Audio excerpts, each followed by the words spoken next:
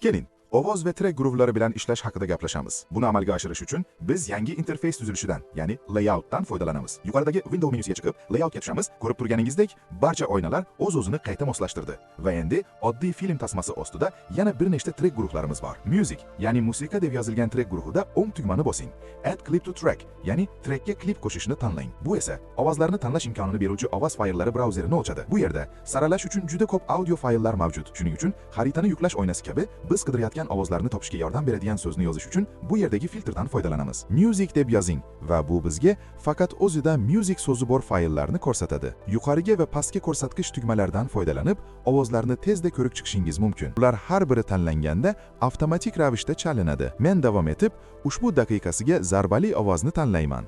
Open tugmasini bosing. Endi ko'rasizki, bizda o'sha audio faylga yo'naltirilgan yangi klip paydo bo'ldi. Demak, biz uning ustiga o'ng tugmani bosib, show waveform, ya'ni to'ltun shaklini ko'rsatish buyrug'ini bera olamiz. Biz uni xuddi oddiy klip kabi atrofga tortib surishimiz mumkin. Agar ketma-ketlik boshiga borib, I tugmasini bossak, uni aynan ketma-ketlik boshlanadigan joydan boshlanadigan qilib kesishimiz mumkin. Har bir audio klipning qayerda boshlanishi va tugashiga e'tibor berish yaxshi fikr. Shuning uchun men shunchaki boshi va oxirini kesish uchun I va O tugmalarini bosaman. Musiqa ketyapti. Bu yerda yuqorida bizda ikkinchi ko'rinish oynasi ham bor va u ishchi kameraga ulangan. Bu haqda birozdan keyin gapirib beraman. Ammo hozircha ovozimiz tayyor. Keling, endi bu yerga biror dialog qo'shamiz. Ehtimol scout shu yerda askarga qarab yugurayotgan vaqtiga. Ehtimol shunga o'xshash biror narsa.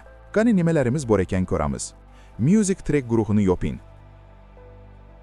Va dialog track guruhiga o'tib, o'ng tugmani bosing va add clip to track ni tanlang. Va bunisi, keling, ustunlik so'zlaridan birini tanlaymiz. O'ylashimcha, bizda scoutning bir qancha ustunlik gaplari bor.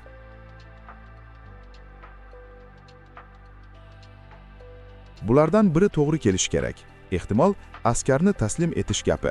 Bu ajoyib eshitilyapti. Yaxshi, mana bizning kichik audio faylimiz. Agar kontrol tugmasini bosib, sichqoncha g'ildiragini aylantirsangiz, klip balandligini moslashtira olasiz. Agar ustiga o'ng tugmani bosib, show waveform desangiz, u avtomatik ravishda to'lqin shaklini ko'rsatadi va uni sudrab yurib, xohlagan joyingizga qo'yishingiz mumkin. Xuddi mana shu yerga, raketa uchib o'tayotgan paytiga. Keling endi ovoz effekti qo'shamiz. Shuning uchun pastdagi effects, ya'ni effektlar trekiga tushing. Yerda o'ng tugmani bosing va add clip to track ni tanlang. Menimcha bizda qandaydir, balki near miss ko'rinishidan bizda yonidan o'tib ketish ovozlari ko'p ekan. Biror near miss ovozini tanlang. Bunisi yaxshi eshitilyapti. Garchi bular audio kliplar bo'lsa ham, ular video kliplarda bo'lganidek bir xil klaviatura yorliqlari, ya'ni hotkeylarga ega. Ya'ni ularni ham ko'chirishingiz, kesishingiz, nusxalashingiz va joylashtirishingiz mumkin. Agar Ctrl Alt Shift tugmalarini bosib tursangiz, ularning ohangini pasaytirishingiz mumkin. Audio kliplarning qayerda boshlanishiga e'tibor berish muhim, chunki kadrlarni sudrab joyini o'zgartirganingizda, shu kadr ichida boshlangan har qanday klip uning bilan birga tortiladi. Bu ovozlaringizni kadrlar bilan sinxron saqlash uchun ajoyib xususiyat bo'lib, u sinxronizatsiya buzilishidan xavotirlanmasdan tahrirlarni moslashtirish, o'chirish yoki vaqtni o'zgartirish imkonini beradi. Shuni payqadimki, bu portlashlar uchun ovoz biroz baland ekan. E'tibor bersangiz, track guruhlarida portlashlar uchun bu yerda hech narsa yo'q. Buning sababi portlashlarning ovozi aslida kadrning o'zida yozib olingan. Shuning uchun kadrning ichida kirish uchun kadr ustiga 2 marta bosing. Shunda siz avval yozib olgan har bir dublimiz uchun track guruhlarini ko'rasiz. Oxirgi track guruhini oching. Yerda portlashlar mavjud bo'lgan Game Sounds, ya'ni o'yin ovozlari bo'limi ko'rasiz. Agar Game Sounds ustiga o'ng tugmani bosib, Set Volume ni bossangiz, uning ovoz balandligini 2 ga qo'yishingiz mumkin.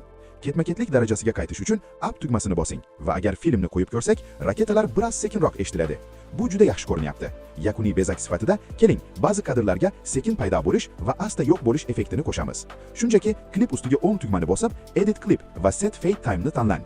Bu holda 1 soniyalik fade vaqti yetarli bo'ladi. Xuddi shu narsa audio kliplarda ham ishlaydi va siz audio klipni ham shu usulda sekin paydo bo'ladigan qilishingiz mumkin. Aytgancha, agar tahrirlash jarayonida ovoz ijrosi joningizga tegsa, vaqt shkalasining yuqori burchagida mute tugmasi mavjud. Shuning uchun bular track guruhlari va audio bilan ishlashning asoslari edi. Navbatda esa manipulyatorlar yordamida sahnada obyektlarni qanday harakatlantirish haqida gaplashamiz.